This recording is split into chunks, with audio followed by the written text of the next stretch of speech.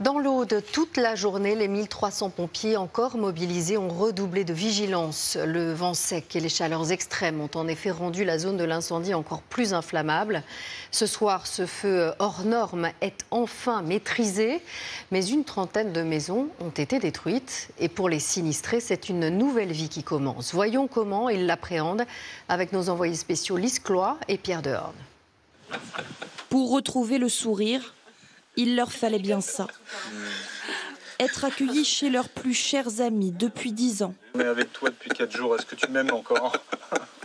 Mais oui. Mardi, l'incendie ravageait la maison de Corinne et Serge.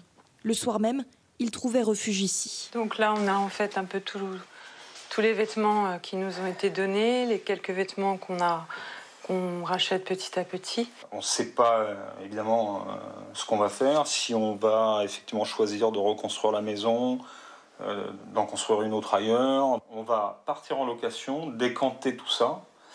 On a priori trouvé bonheur. Une maison proposée par un ami, un premier pas pour retrouver une vie normale. Corinne, agente immobilière, a déjà repris le travail. Je me suis racheté un agenda pour pouvoir travailler. Djemel, lui, n'a pas encore eu cette chance. Son métier, remplacer des poteaux électriques. Tout son équipement a fondu. Il y avait beaucoup de matériel ici dedans, comme des tronçonneuses, des disqueuses. Pas de chômage pour ce chef d'entreprise. Chaque jour sans travail est un manque à gagner. Là, il nous faut racheter tout du matériel, racheter un nouveau camion, racheter une nouvelle nacelle. Et repartir au plus vite. On a des chantiers un peu partout. Ces chantiers, ce sont des dizaines de lignes électriques arrachées. Les poteaux ont brûlé. La commune de Jonquière doit composer avec ce générateur électrique. Il y a des dizaines de kilomètres de réseaux qui sont à terre. Ça peut durer des semaines, voire des mois.